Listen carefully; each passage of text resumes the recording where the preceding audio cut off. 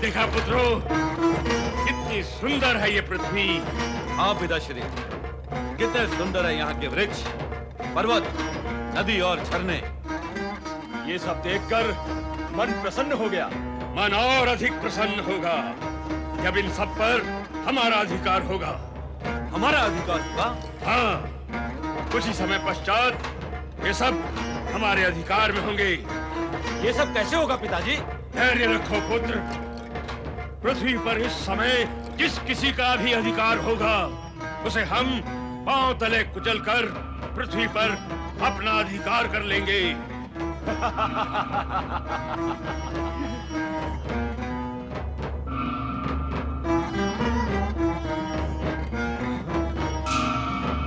ऊपर क्या देख रहे हैं पिताजी? क्या वहां भी हमारे लिए कुछ है? हाँ, वहां तो यहाँ से भी अधिक है। आकाश के ऊपर अंतरिक्ष में स्वर्गलोक है। स्वर्गलोक। स्वर्गलोक? हाँ, जहाँ देवताओं का निवास है और देवताओं का स्वामी इंद्र अपनी महारानी शची के साथ स्वर्ग के सुख भोग रहा है। तो क्या वो स्वर्गलोक भी हमारा होगा? हाँ, उस सुंदर और अद्भुत स्वर्गलोक पर भी कुछ समय पश्चात हमारा अधिकार होगा। हम अपने बाहुबल से देवताओं को समाप्त करके स्वर्गलोक पर अपना अधिकार कर लेंगे। अधिकार कर लेंगे। अधिकार कर लेंगे। अधिकार कर लेंगे। अधिकार कर लेंगे। अधिकार कर लेंगे।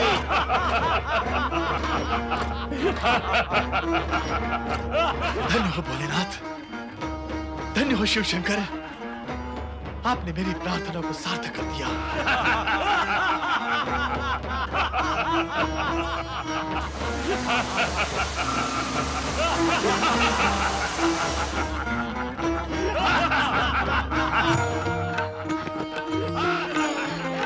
स्वामी, स्वामी, आप ये राक्षसों का भयानक अट्टहास सुन रहे हैं? शुक्राचार्य की कामना पूर्ण हो गई।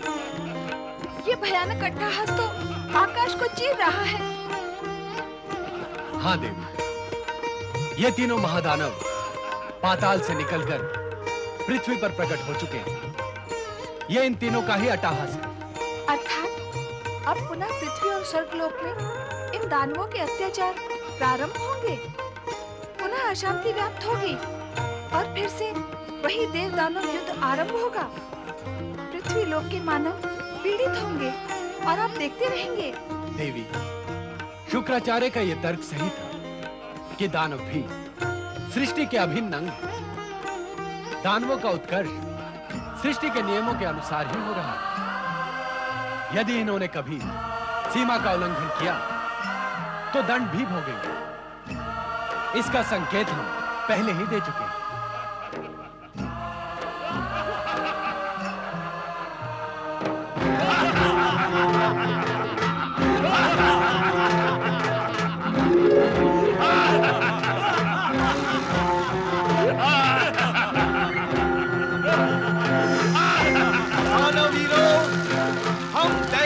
शुक्राचार्य हैं, हम तुम्हें देखकर अति प्रसन्न हुए। आओ, हमारे आश्रम में आओ, हम तुमसे कुछ कहना चाहते हैं। शुक्राचार्य, दैत्य गुरु शुक्राचार्य, पाताल लोक में हमने इनके कई बार दर्शन किए हैं। दानवराज जनों, आओ, अपने पुत्रों को लेकर हमारे आश्रम में आओ। पृथ्वी लोक पर तुम्हारा स्वागत है। हम आ रहे हैं, आ रहे हैं हम लोग।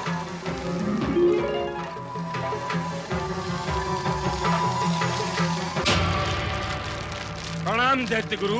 प्रणाम दैत्य गुरु, कल्याण। आओ दानवीरों, तुम्हें देखकर मन हर्ष और उल्लास से खिल उठा है। आपके दर्शन पाकर हम भी प्रसन्न हुए दैत्य गुरु। ये सब भगवान शिव की कृपा है। उन्हीं की कृपा से तुम पृथ्वी पर प्रकट हुए हो, इसलिए तुम्हें उनके आदेश का पालन करना होगा। आदेश? कैसा आदेश दैत्य गुरु? तुम्हें अपनी सीमाओं में रहना होगा। पृथ्वी लोक पर तुम किसी प्रकार का अत्याचार नहीं करोगे। अपने कार्यों से किसी को कष्ट नहीं पहुंचाओगे।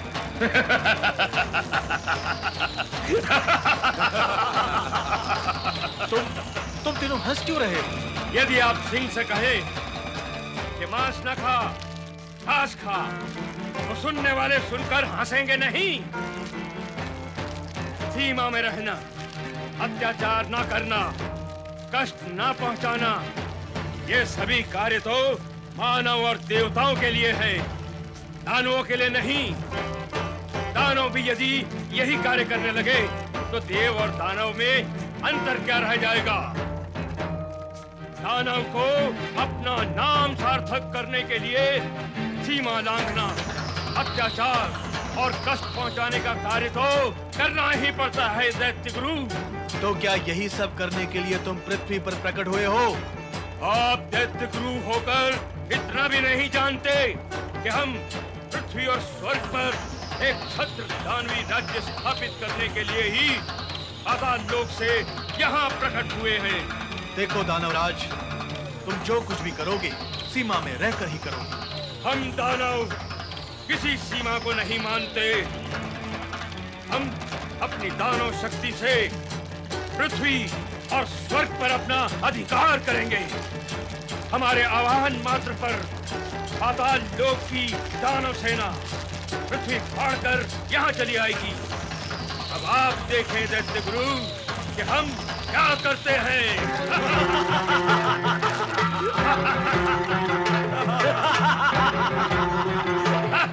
ये तो भगवान शिव के आदेश का उल्लंघन करने पर उतारू है। अब ऐसी स्थिति में तुम्हारा क्या होगा शुक्राचार्य? मैं प्रार्थना, आश्वासन सब व्यर्थ हो जाएंगे। आंखें खोले परमपिता, परमपिता अपनी आंखें खोले, अपनी आंखें शीघ्र खोले परमपिता। नारद, तुम उन तीनों दानवों के भयंकर अट्टहास से भयभीत होकर यहाँ भाग आए हो। पर नारद, भयभीत होने की कोई आवश्यकता नहीं है। इस बार दानवों की योजना शीघ्र और सरलता से सफल नहीं होगी। किंतु परमपिता, रक्षा करे परमपिता, रक्षा करे परमपिता, हमारी रक्षा करे। दानवों का आदि पुरुष धनु पाताल लोक से निकलकर अपने पुत्रों सहित स्वर्ग लोक की ओर बढ़ रहा है। स्वर्ग लोक पर संकट के बादल मंडराने लगे हैं परमपिता। हमारी रक्षा करे परमपिता, हमारी रक्षा करे। उन दानवों का अट्टहास महाभयंकर है ब्रह्मदेव। ऐसा प्रतीत होता था जैसे आसमान फट जाएगा। उनका अट्टहास इतना भयंकर है तो वे स्वयं कितने भयंकर होंगे। इस नई विपदा से हमारी रक्षा करे परमपिता। देवराज, तनिक सी विपदा आती है और आप भागे भागे हमारे पास चले आते हैं। हम कब तक आपकी रक्षा करेंगे? आप स्वयं अपनी रक्षा नहीं कर सकते। हमें दुख होता है ये जानकर कि आपका अपनी शक्ति पर से विश्वास ही उठ गया है। देवराज, परमपिता ब्रह्मा जी ने मुझे अभी अभी ये बताया है कि इस बार दानवों की योजना इतनी शीघ्र सफल नहीं होगी। अतः धनु और रंग कर्म के स्वर्ग पहुंचने से पूर्व आप वहां पहुंचकर उन्हें खदेड़ दे। आप अविलंब स्वर्ग पहुंचे देवराज।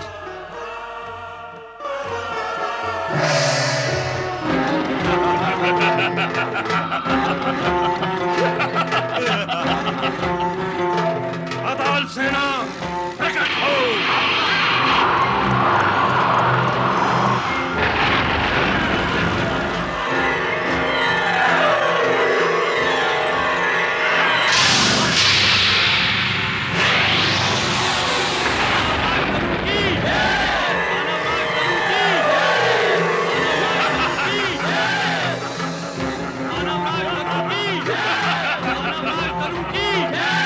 दानवराज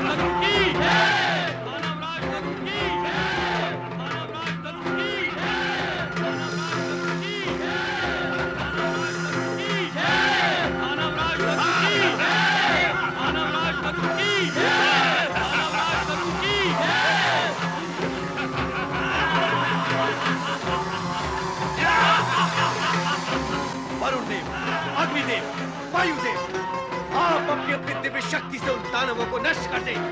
उन्हें स्वर्ग के समीप पहुंचने का अवसर भी नहीं मिलना चाहिए।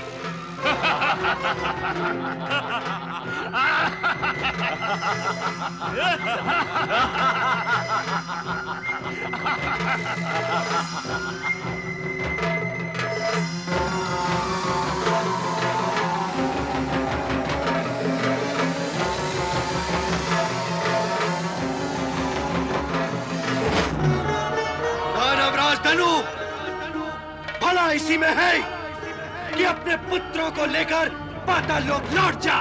नहीं, आगे बढ़ने वाला पग असुर कभी पीछे नहीं हटाते। उसे और आगे बढ़ाकर शत्रु का शीश कुचल देते हैं। अभिमान जब आंखों पर छा जाता है तो उसे अपनी मृत्यु भी दिखाई नहीं देती। मैं तेरी तलवार का उत्तर तलवार से ही दूंगा।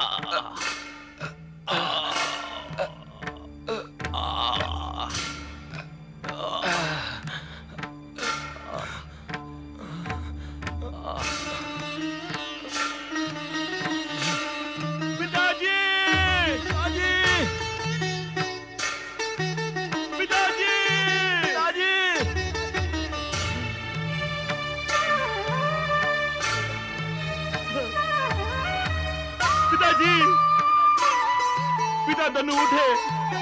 पिताजी, पिताजी उठिए। पिताजी आंखें खोले। पिताजी, पिताजी, पिताजी देखिए। पिताजी, हमें देवताओं ने हमें पराजित कर दिया। पिताजी आंखें खोलिए। पिता धनु आंखें खोलो। उठिए पिताजी, आंखें खोलिए। पिताजी सुध में आइए। हम, हाँ पिताजी।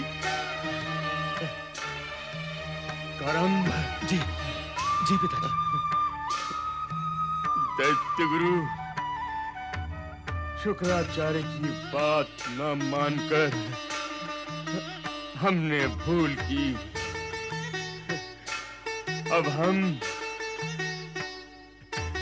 शिव भगवान के कोप के पात्र बन गए हैं। सुनो, वरदानी शक्ति प्राप्त किए बिना अब तुम स्वर्ग लोक पर आक्रमण न करना। रंभ, कहिए पिताजी, क्या कहना चाहते हैं आप? पहले तुम वन प्रदेश के देव शत्रु यक्षों की सहायता से अपना दानवी राज्य स्थापित करना। और उसके बाद दैत्य गुरु शुक्राचार्य का परामर्श लेकर तपस्या करके अपनी शक्ति को एकत्रित करना। पाताल लोक की दानव शक्ति तो अब समाप्त हो चुकी है। अब तो तुम्हें अपनी शक्तियों पर ही आश्रय लेना होगा और तुम्हें और पिताजी! पिताजी!